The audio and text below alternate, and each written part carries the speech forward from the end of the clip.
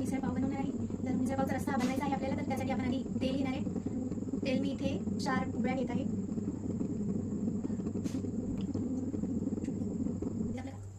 आता आपण याच्यामध्ये मोहरी घालून देणार आहे. नंतर जिरं, पान, नंतर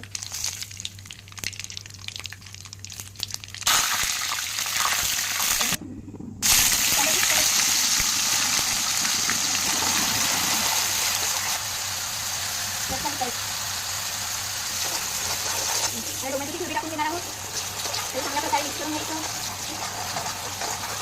चांगल्या प्रकारे मिक्स करून घ्यायचं. आता आपल्याला याच्यामध्ये जिरा पावडर टाकायची आहे. तो कांदा लसूण मसाला, गरम मसाला, हळद, तिखट तुमच्या चवीनुसार,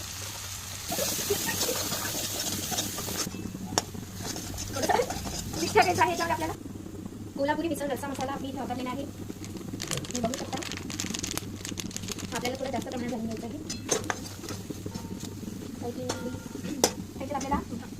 आपल्याला मोड आलेली मटकी टाकायची आहे.